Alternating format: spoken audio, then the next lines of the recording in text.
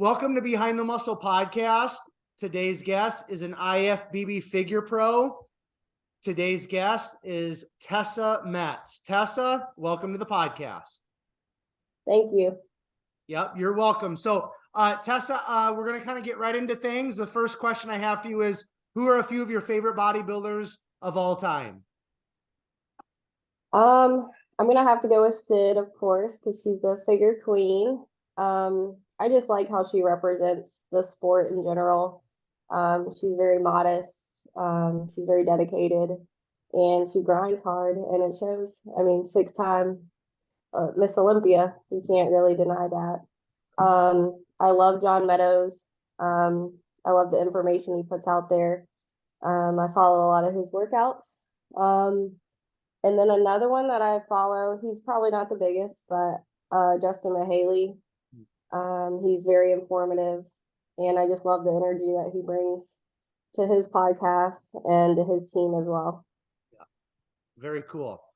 Justin was just on the podcast, I think a couple weeks ago for the second time. I listened to it. he's great. He definitely brings the energy and has definitely got a lot of insightful information, right?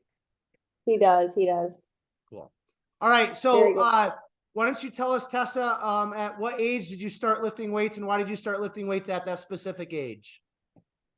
It was probably 5 or 6 years ago, when I first got my first gym membership. I rode horses competitively pretty much all my life. And then I went to nursing school, so I ended up selling my barrel horse and my horse trailer and all that, so that I could afford it. So I needed to find something to do in my spare time, and I found the gym, and it kind of, goes from there, I guess. I got approached by my coach in 2020, and he was like, "Have you ever competed before?" I said, "No." He said, "Well, have you thought about it?" I said, "I mean, kind of off and on, I mean, I guess that's, people see you in the gym, they're like, 'Oh, do you compete?' And I was always like, 'No." So my coach kind of lit that fire, and here we are now. Okay. So literally you started lifting weights, like you never lifted weights in high school or anything? You literally just started like 5 or 6 years ago? Yes. Wow. Okay. And I know you're not supposed to ask ladies their age, but just for the podcast sake, like what age was that when you actually started then? I was probably 24, 25. Oh, wow. Okay. So you did start a little bit later then, huh? Yeah. But riding horses, since I could probably walk, I mean, you have to be an athlete too, not just the horse. And then cleaning stalls, washing them off, pulling them down, stacking hay, loading hay. You have to be pretty strong. So I feel like that made me the athlete that I am today, and it transferred over to bodybuilding. Cool. Okay. So let's get a little bit more into your upbringing and your backstory, your childhood, Tessa. So you've already mentioned the horses and stuff, but where did you actually grow up? And then you said that you started riding horses at a very young age. So talk to us a little bit more about that in terms of like, I'm assuming that you did some sort of competitions with horses, and I have no clue. So that's why I want you to tell us. Like, I know I've seen like on ESPN, like people riding horses and jumping over like hurdles or something like that. That's about all I know. So talk about, like, I mean, were your parents, was your mom, like, were they farmers? Were they into the horse thing? Like, how did you get exposed to that at a young age? Did you compete in it? And then talk a little bit about like, what was life like for you outside of just the horse thing when you were younger? So my parents separated when I was 4 or 5. So me and my younger brother were kind of back and forth between 2 households. And then my mom's dad, so my granddaddy, actually owned quite a bit of land, and he had horses. And my aunt loved them, so I was probably 4 when he bought me my first horse. And So I loved it ever since. I lived and breathed it. I would pretend to be a horse, running around. And then my granddaddy and his wife actually separated, so they sold the property. But luckily, my mom actually ended up buying me another horse, and I was probably in the first grade, and I started barrel racing. I guess I was in probably fourth or fifth grade, um, and I was really good at it. I loved it. So we would travel for pretty much every weekend to different areas. I'm in South Carolina, and that's where I've been my whole life. So we would go to Georgia, Florida. We didn't go super far, but so I grew up doing that all through high school. I made the track team, but I quit because of barrel racing. So that kept me busy really up until, of course, I started nursing school. So that kind of took over all of that. Okay. Now, in terms of school now, getting into nursing school and becoming a nurse, which you're an ER nurse, we're going to get to that in a little bit. I mean, you got to be a smart individual, but for school, like when you were in high school, did you like school? Did it come easy to you? Did you not like school? Did you just go because you had to? Like, what was school like for you when you were in high school? Um, I was kind of a loner. I didn't have many friends. I liked school in general, but I would rather have been home with my horses. Okay. I made really good grades. And then when I finished high school, I got my associate's degree in science. And I actually went and worked as a vet tech for a couple of years before I went back to nursing school. Okay. Okay. Okay. So So why, that was why, fun. oh, go ahead. I'm sorry. Go ahead. Just working as like an animal nurse. It was a lot of fun. Okay, that makes sense. Now, was the loner thing? I gotta talk about that. Was that because you were like so focused on the barrel racing and you were traveling a lot and you just weren't able to connect with people, or is that naturally your personality just to kind of do your own thing? Were you shy? Like what was that all about? I am shy, yeah. But the high school that I went to, I guess horses and all that really wasn't like the thing there. So I felt like I just stood out, you know. I wasn't in with like the preppy, I guess, scene that I mean that was the culture of my high school, I feel like. Yeah. Um, so I had a lot of horse riding friends, Mhm. just not many at the high school. Yeah. Okay, that makes sense. Okay, so so when you were in high school, and again, I don't know the horse thing at all. So I mean, I'm assuming there's some sort of professional level with the barrel racing and the horse stuff. I mean, when you were in high school, is that kind of like what you were focusing on? Were you trying to like get to like professional status with like the barrel racing? Were you thinking about like jobs and careers in high school, or were you just again kind of focus on the horse stuff? I really enjoyed being a vet tech. I thought about maybe going to become a vet, but the schooling and all that was really daunting. Of and yeah, of course, becoming a professional barrel racer would have been awesome. But then again, you have to have the money and the means to travel across the country to compete in order to get to that next level, and that just wasn't feasible for me at that time. Um, and then I got in a very bad car accident, which I probably shouldn't even be alive right now. But thankfully I am. So that kind of opened my eyes to like, hey, I need a better job with health insurance because at the time I didn't have health insurance.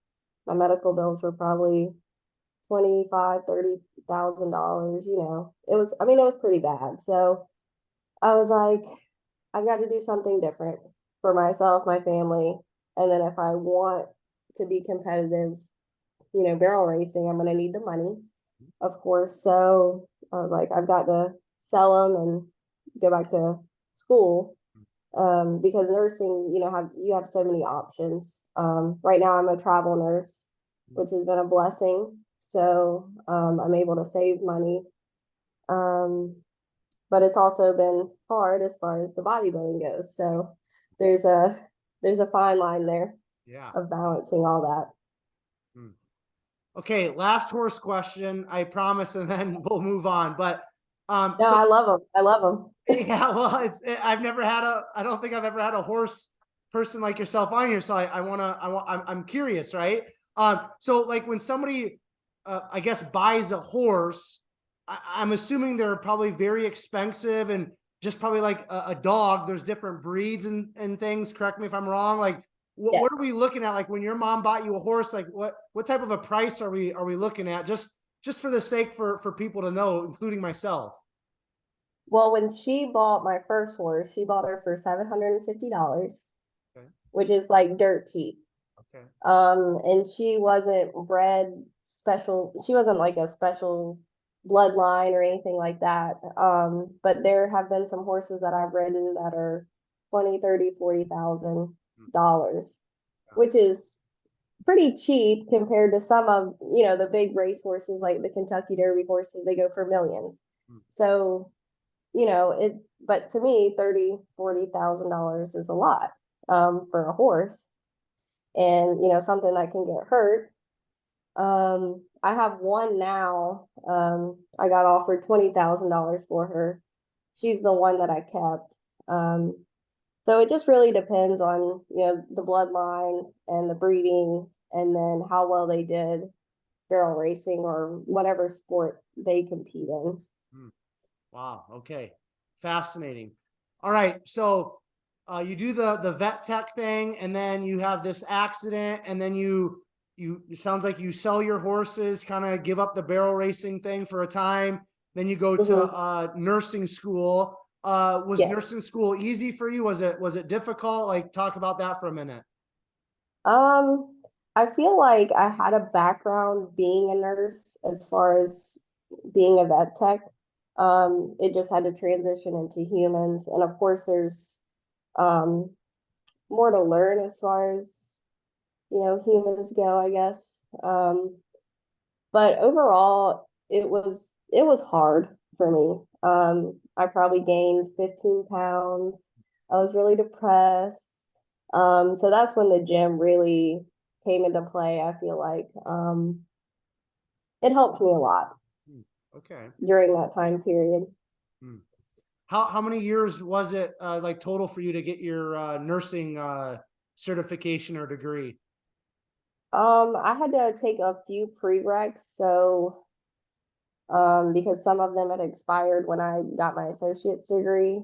But the program that I went through was 16 months, which isn't very long. So it was probably like maybe 2.5 years total Okay. to get all that done. Okay. But Excellent. now I have my bachelor, so that helps. Yeah. Yeah. Awesome. Okay. So you join a gym for the first time at like 24, 25, 26, something like that. You start lifting weights, people start asking you if you compete. Your coach comes up and asks you about competing. Now, how familiar when you first joined a gym, first of all, were you intimidated in terms of like lifting weights, or did you even lift weights? Did you just kind of do the cardio stuff like most girls do? And then second of all, when you first joined the gym and started working out, whatever that looked like, how familiar were you with like competing, like bikini competitions and bodybuilding and all that? Did you have any familiarity with that when you first joined the gym or not?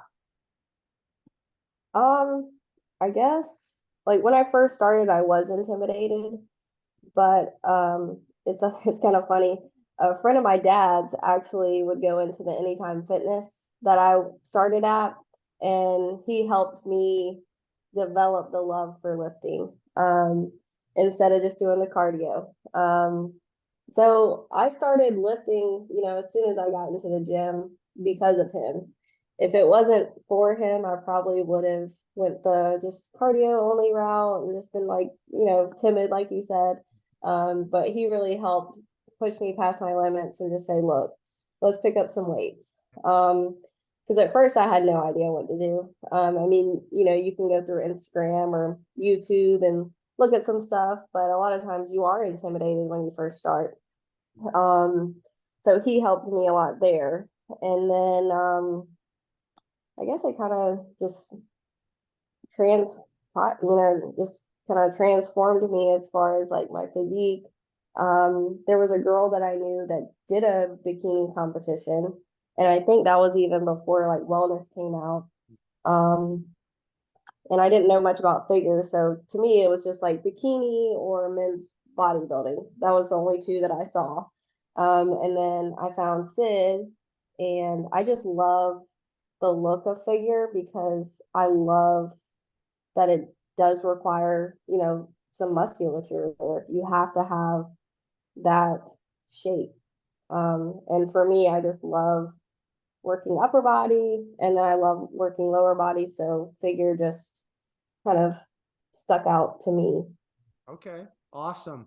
So let's talk about then getting into like your first competition. So you know, talk about, so the gentleman that approached you about like competing, is that your current coach, this Corey Curtis guy?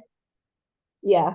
Okay, so walk us through kind of like when he first approached you and asked you about competing. You're like, you know, I don't know, whatever. And then, you know, you did your first competition. Obviously, I'm assuming he's the one that coached you for it. Like, walk us through that first competition. You said that you're kind of like naturally a shy girl, and then you're going to be up there in front of all these people and flexing and doing whatever the figure girls do, right? So walk us through that. Was that a hard process? Was it scary? Like, what did you learn from that first competition? Just talk about that, Tessa, please.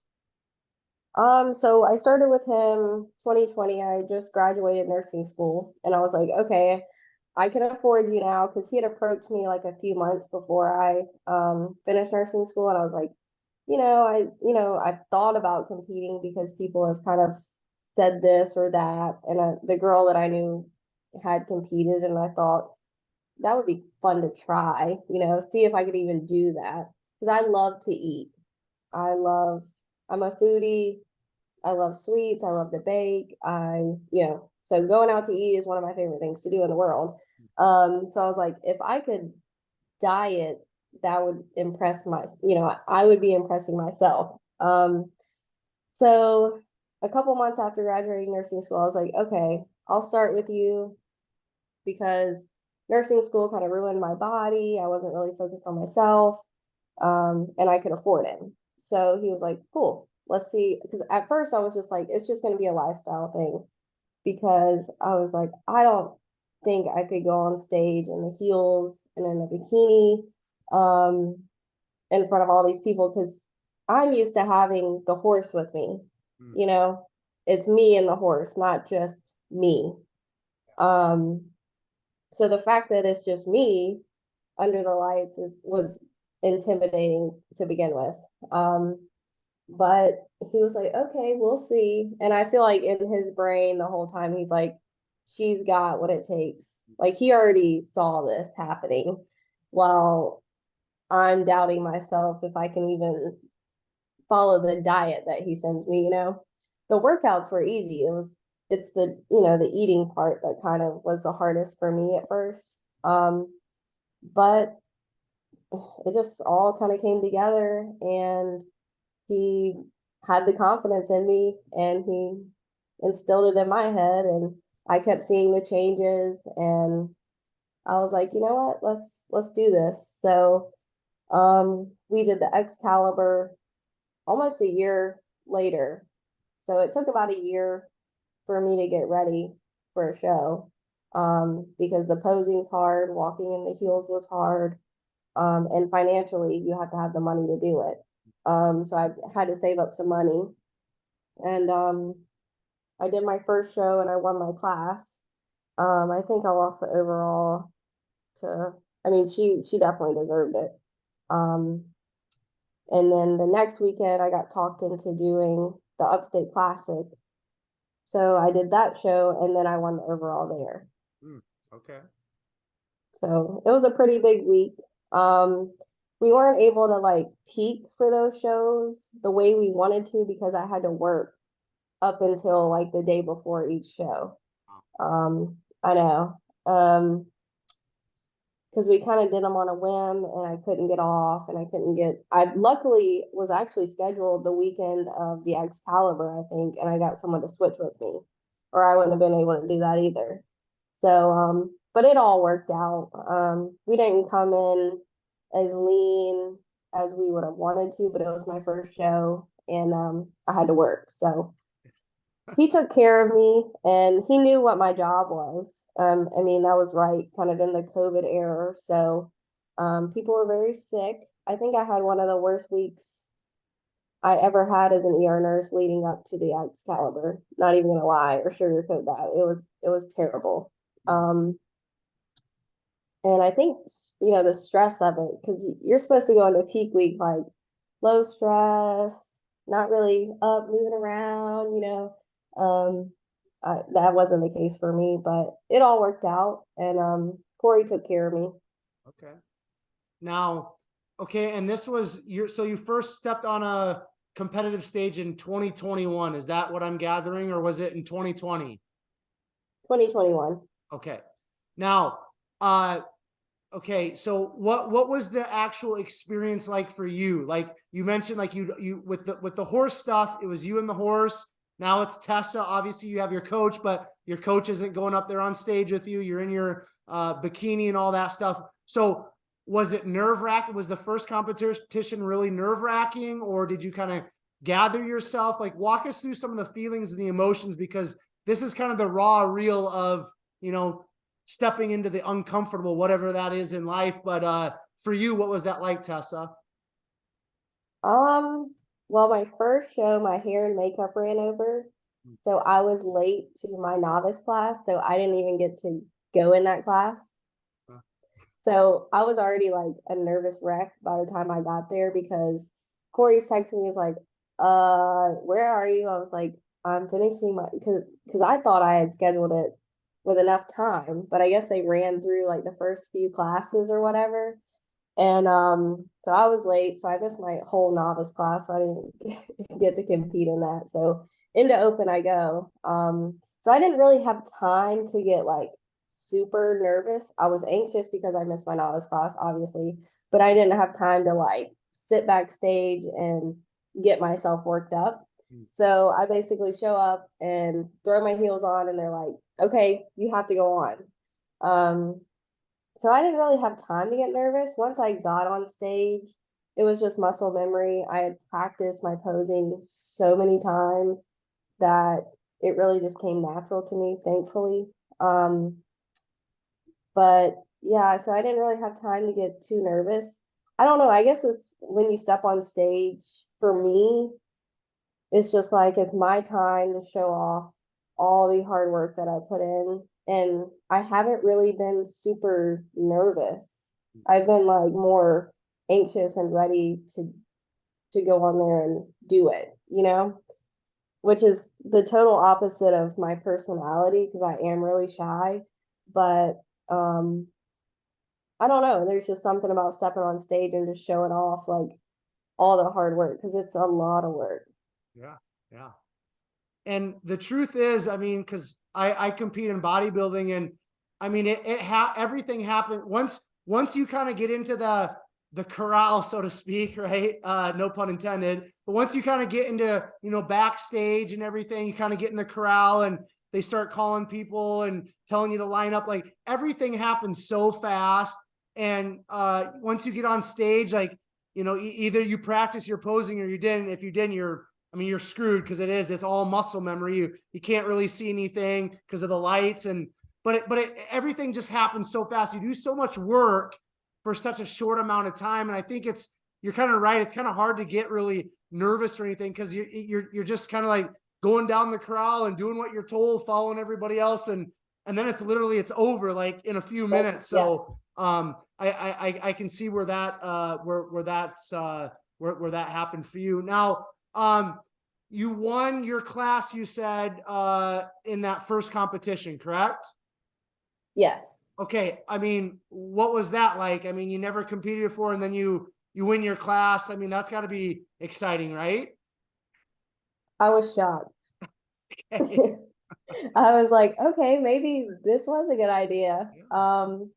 I don't know, you never expect to just win right off the get, like I was like, I've only been prepping for this for a year. A lot of people here have been doing it for years. Um, so it was very overwhelming. It was probably one of the best days of my life. Cool. Awesome. Now, you said that when you were in college or going to nursing school, you would put on like about 15 pounds. So how much weight did you actually have to lose, during this prep leading up to your first competition, Tessa? I want to say we started, like when I started with Corey, I was probably 114, but I'm 4'11", so I feel like that's still pretty heavy. Um, because when I was riding horses competitively, I was like 102.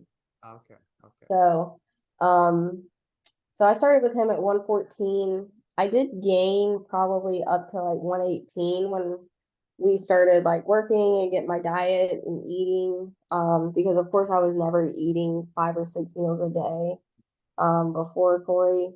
So I probably gained, 4 pounds. It wasn't a lot of weight. But then we cut back down. I want to say I might have been like 109 on show day, 108. So not too much. Yeah. Yeah. Well, obviously you put on muscle and recomped your body, so that's understandable.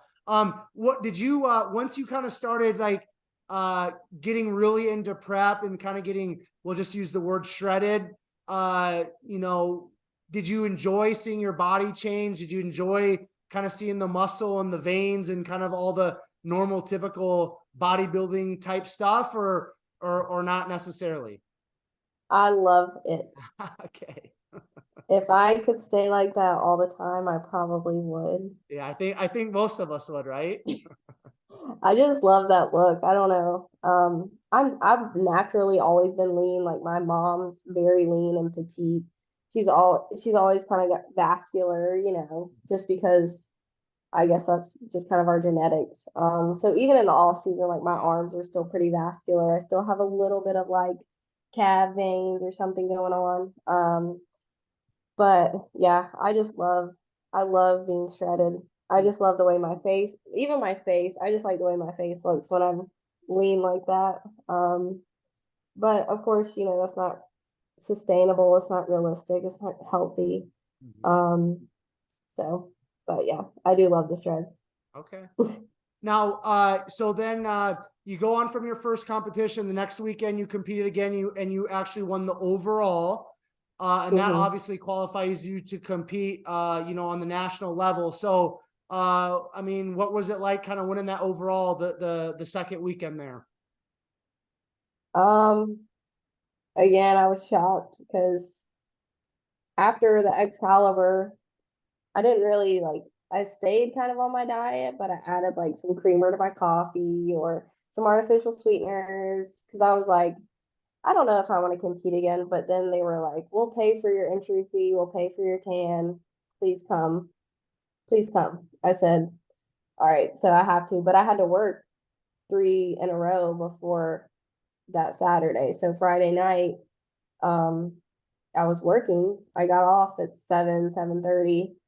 And Corey's like, here, eat 3 IHOP pancakes. So I was like eating all that night. And then we had to wake up early to drive to Spartanburg, which is like an hour and a half away. So I didn't get much sleep before that show either. And we weren't able to like peak again. Um, but my body handled it well. And I mean, I feel like I looked pretty good for it to be my first show. Um, and they liked the look and they picked me. So So, did you, I guess I want to ask you, Tessa, like, these first two competitions and obviously you winning and stuff, like, did you at that time, did you really even know what was going on? Like, did you kind of grasp like what you just did, or what were you just kind of like, doing whatever Coach Corey was kind of telling you to do? Um, I probably wasn't grasping how big that was until like maybe a couple days after. It's like, wow, most people don't do this in such a short amount of time, you know? But yeah, I just followed his plan and trusted him, and I let him be the eyes because, you know, when we look in the mirror or we look at videos of our posing or whatever, we're like, oh, we're not lean enough, or this isn't big enough, or this looks like a certain way. I don't like how that, but he was like, I love the look. We've got this. Just trust me. And I did, and it worked out. Yeah, of course. Okay.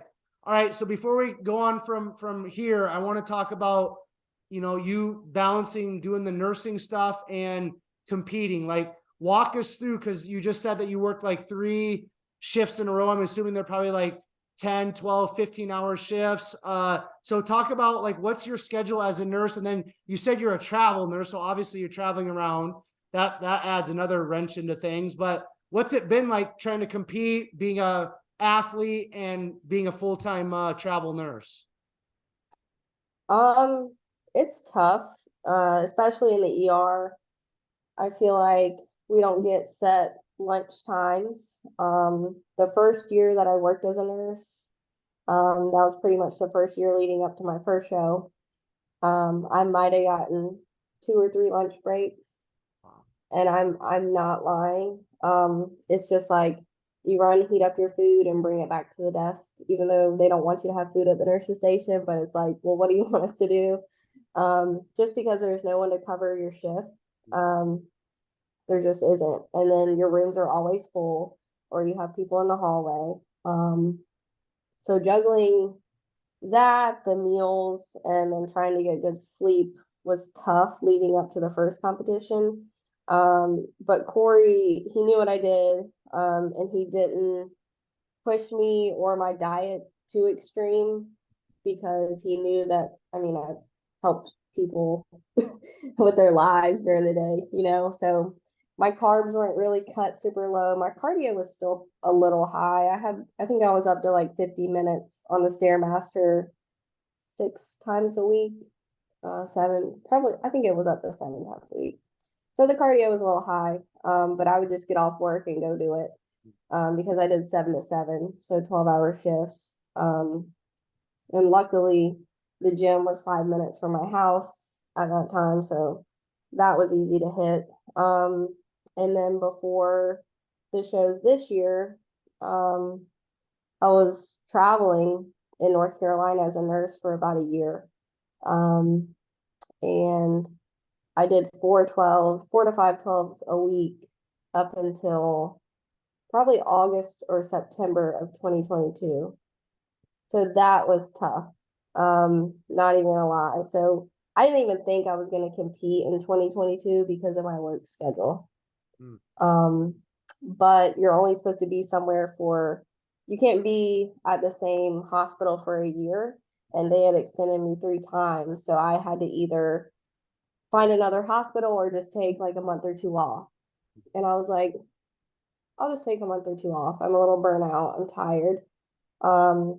And then Corey was like, so what do you think about trying to do nationals in December? And I'm like, I mean, I was like, if you think I'm ready, but I didn't feel ready because obviously I wasn't hitting my meals or my lifts the way I felt like I should have, with my work schedule. But I was like, I'm gonna have a break, so I'll be able to really put in, for the next month, I'll be able to hit my meals, hit my diet, hit the cardio, hit my lifts, and see what happens. Because we didn't really get sloppy in the off season. So my body was I was still relatively lean. Okay. What's your weight training kind of look like? I mean, do you follow a specific split? Is it just get it in when you can get it in? Like, what does that kind of look like, Tessa? So my schedule changes like every week, so I don't really have a set schedule, and I never really have because of my work. So I do more of like a push-pull legs, I guess, or sometimes I do legs, pull push because I want more focus on my legs and my back and my lats, obviously. Um, but then some days it's like what body parts recovered the most, I'm gonna hit that. So that's kind of how I do it.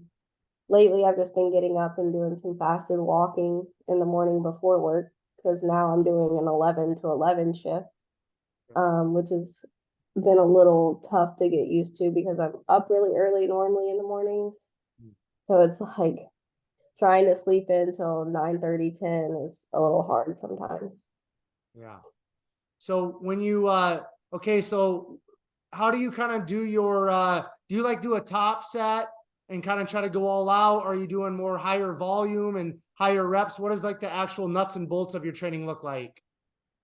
Um, I pick like 5 or 6 exercises per, body part. Say if it's like leg day. I do like one warm up, 2 working, and maybe a back down if I have enough energy for that.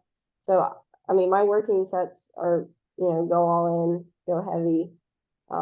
Probably only if I can get 8 or 10 reps, I'll be happy with that. Even if I get 6, I'm like, okay, I did enough. Because they're pretty heavy. Hmm. So, 5 or 6 exercises. Sometimes I'll do some supersetting like towards the end, depending on what I'm working. Mainly I superset with shoulders if I do superset. Um, but I don't really do high volume or high reps or anything like that. Okay. And what body parts are you really concentrating on at this point? They said more quad sweep, more depth in my lats and upper glutes.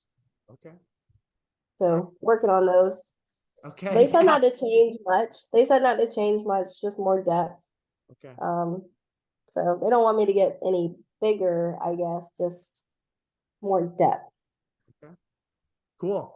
Okay, so let's get into some nationals talk. So you didn't even know if you're going to compete in 2022. You had a successful 2021.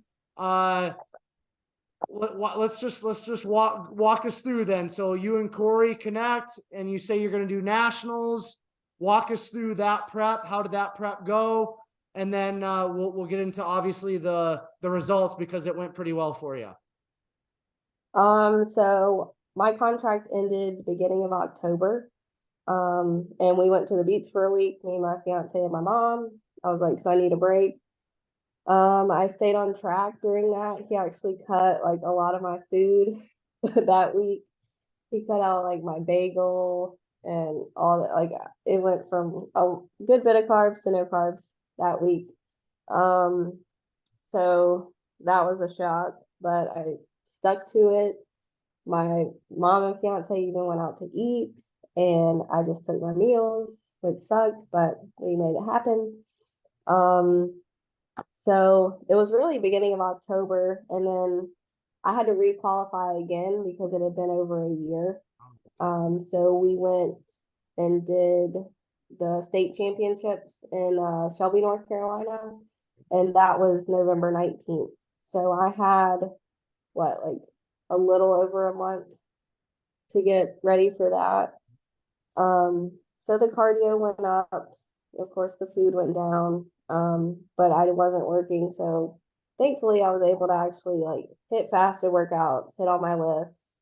My upper body responds super fast. So I was peeled, like my upper body was peeled, but my lower body's always just the stubborn part. Um, so uh, Shelby, we came in pretty good that day before Shelby. I gained like 4 or 5 pounds just like randomly. I don't know what it was because he gave me a bagel, which I hadn't had in a while. So I don't know if it was the bagel that made me hold that much. Well, I don't know what it was, weight, water, whatever, or the stress of traveling there, or me stressing myself out. I don't know. So I quit eating at like 4 or 5 the night before that show because of the weight increase. But that next morning I woke up and I looked pretty good. But my feedback there was just to tighten up my legs. So we had, it was like two weeks until nationals to do that. And of course the diet stayed, pretty low. It was like 1,300 calories a day, 1,400. It wasn't terrible. I actually enjoyed my meals. But then the cardio went up. I think some days I was doing like 110 minutes of cardio, which I know some people have to do more. I was still lifting. I still felt good. But just hearing the feedback and just not looking the way I wanted to on stage really fueled me the next 2 weeks. Okay. Because I knew my legs had to come in, because that was really the only feedback was like, your legs. I was like, okay, here we go. So they finally came in. It was like a few days before. And I actually looked at the video 2 days before nationals and I was like, wow, I'm finally like happy with how this looks. Okay. So before we get into the go any further with nationals, did you kind of have a personal goal for yourself, Tessa, or did you kind of have any expectations for yourself in terms of what you were thinking you could accomplish at nationals? I honestly had no idea what happened. My coach was like, we have a pro card in the bag. Like, he wasn't worried. But I'm over here like, this is a big stage. When I went to get my number, I was like, there's like 900 and something numbers. I was like, oh my God, like this is huge. Because I really don't have any idea. Like I said, I'm just starting with this. I knew it was a big deal, a big show, but I guess you don't know how big until you get there. And just seeing a lot of people that I've seen on Instagram or something, I'm like, oh my God, do you see that? I actually met Justin Mahaley there. Like I'm just in awe that I was able to even be there, with the caliber of athletes that were there. So I just feel like it was an honor. Of course I wanted my pro card. Like I wanted to win my class and I would have been happy. So yeah, I guess my expectation was to win my class. Okay. Now, explain to me, because I don't have a whole lot of figure athletes on here, but how does the figure classes work? Is it go by weight? Is it by height? Because I know there's like isn't there like figure A and figure E? And explain that to me. Yeah, it's by height. Oh, okay. So So I are was class you A. in like I think it was, the shortest class then? yeah, Okay. it was 5'2" and below there. Some are like 5'4" and below, but that one was 5'2". So I think there was like up to class F maybe at nationals. Okay. Now, okay, so walk us through prejudging. How did that go when you stepped off? I mean, walk us through some of that, please, Tessa. Um, of course, backstage. I guess I'll start there, or the morning of, because I I did sleep pretty well. I got up and we did my check-in videos, and I was like, wow, I look pretty good. We went and got, another coat of tan. I got my makeup done. Meredith killed it like always. She even, I was lucky enough to be able to get my hair and makeup done at her hotel room. And she had me laying down, my feet propped up. I was just able to like relax because a lot of times you're like in a chair or whatever. But she did it up for me. But and then on the way to prejudging, I just felt good about it. I don't know. So we get backstage and it's like really packed, and then you're able to see everyone. And you look around, you're like, oh, maybe it might not. Everyone to me just looked really good. There wasn't someone there that didn't belong on a national stage, in my opinion. I feel like the figure classes were pretty stacked. Everybody, they just all looked good. They belong there. So of course that kind of psychs you up a little bit. But once I got done with my routine, I just felt really good about it. I nailed my posing. I mean, there was a few things that I could have fixed, but of course, I feel like everybody feels like that when they get off stage. Um, but they put me in the middle of my class, and when they move you to the middle, I feel like that's probably one of the best feelings in the world. So when that happened with prejudging, my coach was like, "It's done. You know, we have a pro card. We have a pro." He was like, "You won your class," and I'm like, "Are you?" You know, I was like, "Whatever. I'll be happy. You know, to place first or second, whatever."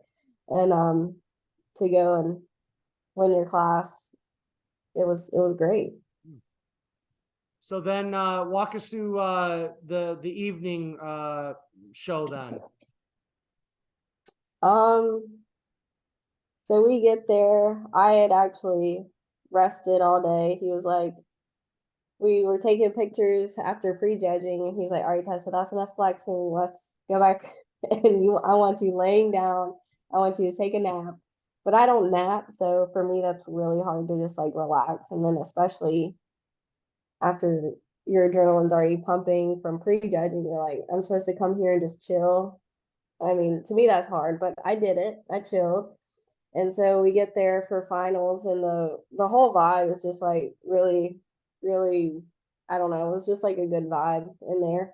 And then walking in there with my coach, she's carrying like my suitcase full of stuff and my chair, and I have my fiance there, and a few teammates are there too.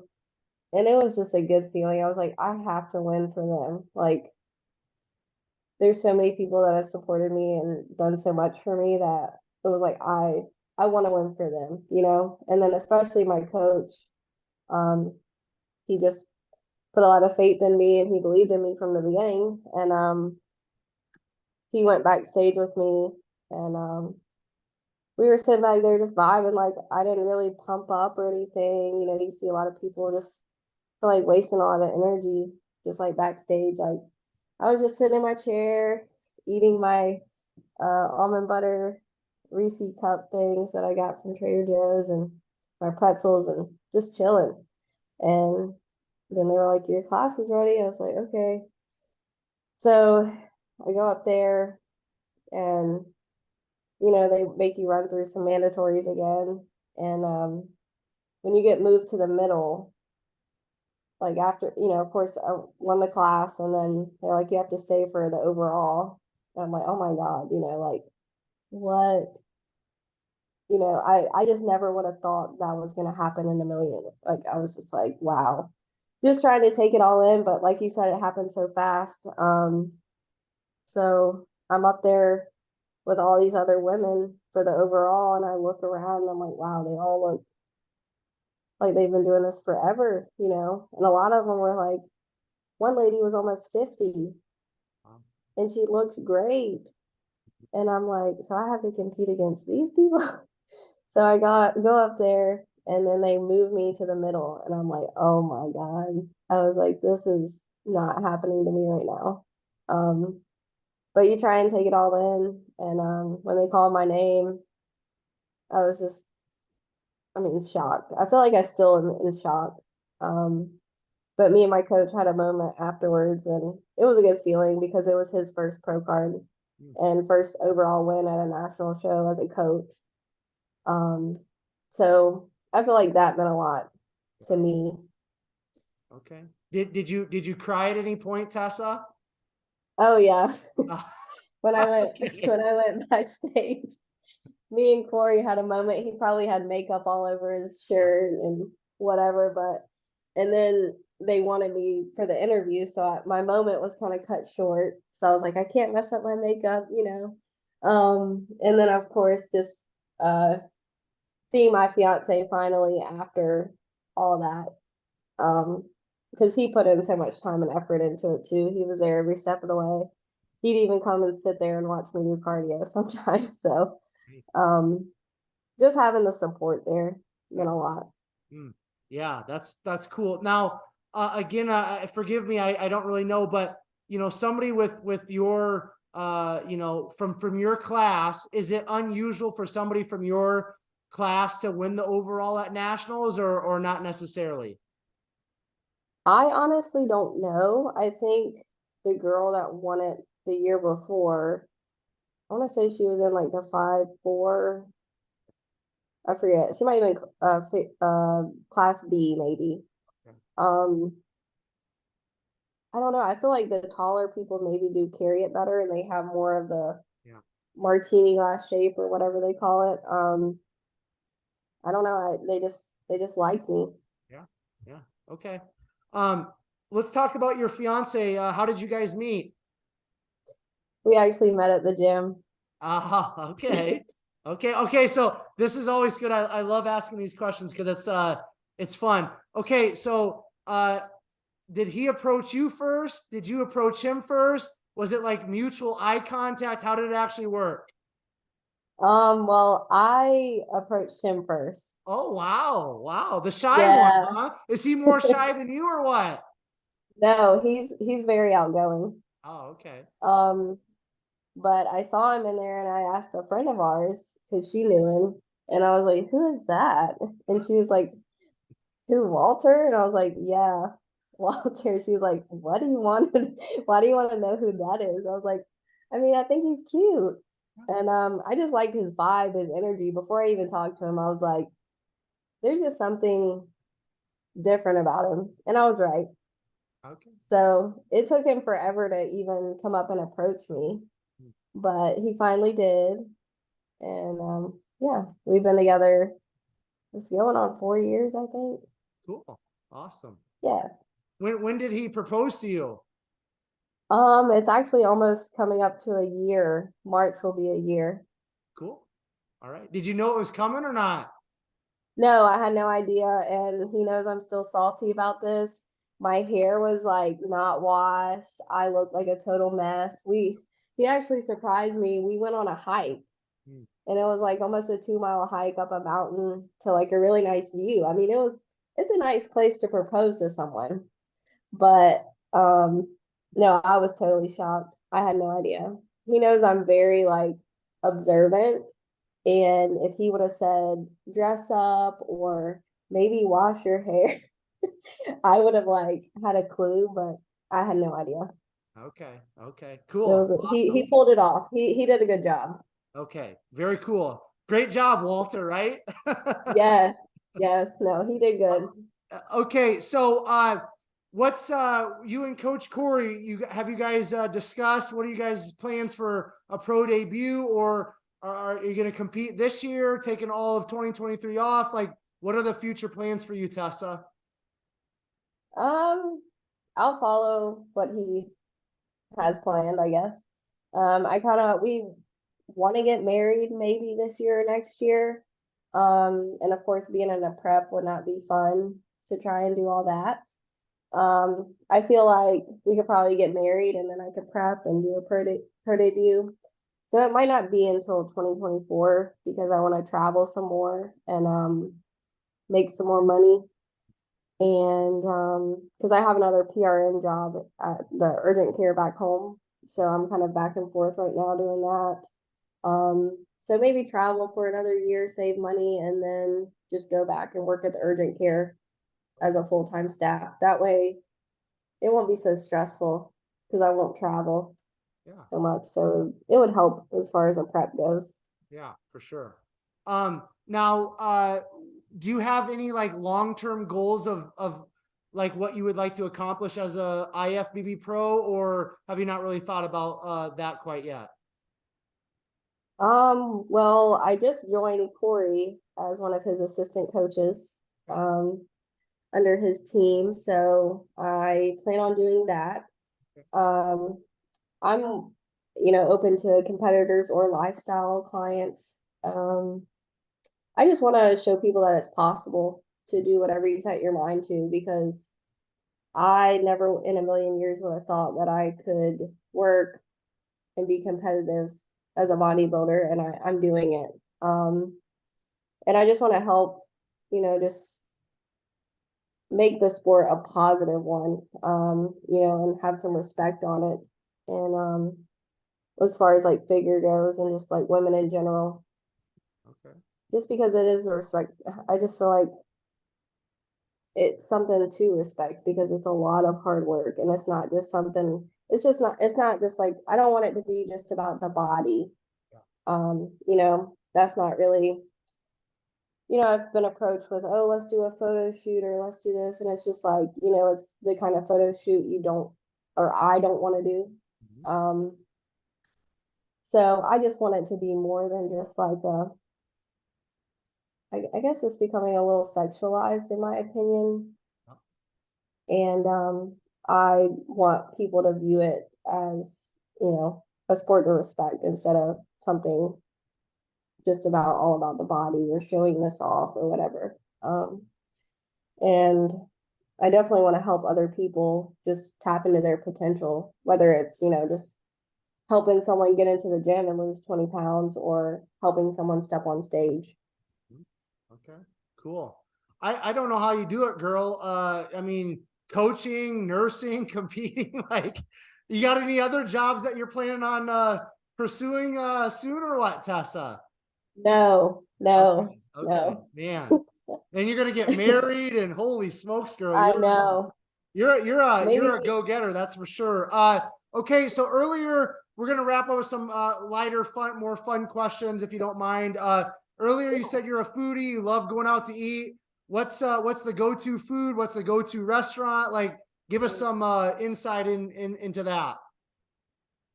well, we went to Savannah and we went to Alligator Soul and it was very, very good.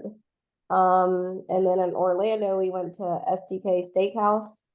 Okay. That was very good. I feel like there's some in Orlando, Texas, and somewhere else. But I love anything Mexican, sushi. I love cookies and ice cream. Just, you know, the basics. Okay. Do you have a favorite food or dish that you like to cook for yourself, or for you just like to cook? I do love to cook. I love cooking like chicken parm. Okay. I love cooking like tacos, quesadillas, Okay. really anything. I'm not picky when it comes to food. Okay. What about breakfast food? Is there a go-to breakfast? Oh, I'm definitely a breakfast person. Yeah. I love pancakes. Okay. Cool. Good deal. Pancakes and bacon is probably my top. Okay. Good. Walter found himself a good girl. Let me tell you, man. You got the foodie and bodybuilding. That's awesome. Gym pet peeves. You got any? You got 1, 2, 10 of them? What do you got for me? I think just other people like making fun of people in the gym. Oh, okay. I hate that. Or people complaining about new people coming into the gym and it's just like, you know, we all have started there. And instead of like videoing them or making fun and whatever, I feel like we should just let them do their thing or maybe go up and help them. And then probably another one would be people that just stand around and aren't actually training. Yeah. Because when I go in there, I have like tunnel vision and I'm like ready to kill the workout. And it's just like someone that's just in there trying to talk or not utilizing the equipment at the time and just standing around talking. I'm like, come on, let's go to work. Let's work. Yeah. Okay, cool. Probably just those two. Yeah. Okay. And people that don't re-rack their weights. I'm like, come on. Yeah. It's just lazy. Are you still training at an Anytime Fitness, or do you have another gym that you're training at? Well, when I'm in North Carolina, I found a little gym. It's Alpha Fitness. Okay. Carrie has been very welcoming. That's the owner. And so is everybody there. It's just a good environment. And then when I'm at home, I'm either at Empire or I go to the Moves there. It's like an old Gold's. They were bought out by some guy and he changed them to Move. Okay, cool. Awesome. All right, Tessa, I want to just kind of let you share any final words or any final thoughts, like kind of make pertaining to, you know, let's just kind of like look at yourself when you first started, you know, working out at the gym and then, you know, thinking about competing. Like, if a young person, a lady is like, you know, just starting out in the gym, she's maybe thinking about competing or wants to, something like that. Like, what are some words of wisdom, or what's some advice that you can give that individual today as we wrap up? To just get started and don't be scared to go to the weights. Do not be scared. You will not look manly. You will not gain all this muscle just by picking up the weights. And just be consistent. I feel like that's really what it takes is day in and day out, going in, even if you don't feel like it, go. And just just stick to the plan, hire a coach that you trust if you're going that route, and one that's going to take care of you, especially as a woman. I feel like that's so important. I'm thankful that I found a coach that doesn't push X, Y, and Z on me. I haven't had no crazy side effects. Like I still feel like a woman. I mean, I got my cycle a month post show. Like it's everything's back on track, which is very rare because I've talked to a lot of girls with different coaches and they've ruined their bodies. And it's sad. And I feel like that's a problem in this sport. So definitely hire someone that's knowledgeable and that puts your health first. Okay. All right. So I want to, let's expound on this just for a quick second. So, cause you're right. Like, I think the risk to reward for females is even greater than males, especially if you're going to start going the enhanced route. Right. Right. So, and it's hard. Like when you're beginning anything, I don't care what it is in life, like we live in the information age and there's so much information. Like even myself as a gym owner, personal trainer, bachelor's degree in exercise science, like all the stuff, all the things, competing in bodybuilding. Like if I want to pick a topic and just start learning about it myself, like in health and fitness, like it can be overwhelming for me. And I'm you know, like I've been in this for a long time. So I can't even imagine somebody who just is starting off like on their health and fitness competition journey. Like you go to Instagram, you go to YouTube, it's like, where do you even start? You don't even know what you don't know. So for the girls out there, for the ladies out there that, again, are starting to work out, they're lifting weights, they're thinking about competing, how do they find, quote unquote, the right coach or a good coach, you know, to kind of start in this direction so they don't jack up their bodies from the get-go? Is there some insights you can give us, Tessa? Because obviously your coach kind of found you and that was kind of like, you know, whatever, meant to be, you could say. But if you're looking for a coach, how can you do that? I feel like it would be very hard because it's not like you can Google and they have Google reviews about, X, Y, and Z, but a lot of people approach me before hiring Corey. I guess because they see me on his tag page or whatever. So just do your research about a coach, even if you have to reach out to their current clients, they shouldn't have a problem with you doing that.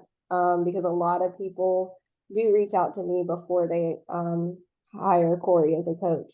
So I feel like that's not a bad thing to do. And if your coach has a problem with that, I feel like that's a red flag already. Because Corey's open, he says, message Tessa or whoever if you have questions about me, or call. Like, open communication is definitely key. And a coach that's always, attentive. Like, I feel like he's very in tune with me, what I need. He knows me as an individual. So just find someone that you can trust in that aspect, and someone that you can reach out to current clients and say, how do you feel about this coach, and kind of get them to elaborate on that. Yeah, great points. Absolutely. Okay, Tessa, why don't you, before I do a quick outro and I let you go, give us your Instagram. Once again, if somebody wants to connect with you in terms of coaching, how can they do that? And then any shout outs, anything you want to leave us, platform is yours, girl. So my Instagram is just my name, Tessa Meetze, and I have a link on there to the website for the coaching. So Corey and I are both on there. Okay, cool. Awesome. Any other shout outs or are you good? I just want to shout out my coach. Corey, and my fiance Walt, and my teammates, especially Mimi. She's always there for me. And then my family. My dad's always in the gym killing it with us when I'm home. So, and then Walt's brother Dario, he's always in there with us. And then, of course, my first client as a coach, Tyler. Got to give him a shout out too. Cool. Awesome. All right, Tessa, I'm going to do a quick outro, then I'll let you go. Thank you so much for coming on. Okay. Thank you. Yeah, you're welcome. I appreciate it. All of you who are tuning into another episode of Behind the Muscle podcast, I just want to say thank you so very much. If you guys have not done so already, please make sure you hit that subscribe button in regards to Behind the Muscle podcast on YouTube. And then also please take this episode with Tessa. Make sure you share it on your Instagram stories. Please tag Tessa, tag Behind the Muscle podcast so that we know that you listened specifically to this episode and found great value in it, in which I know you did. And then finally, I will leave you all with this. Remember, behind the muscle, there's always a story. We'll catch you guys later. Love it. Thank you.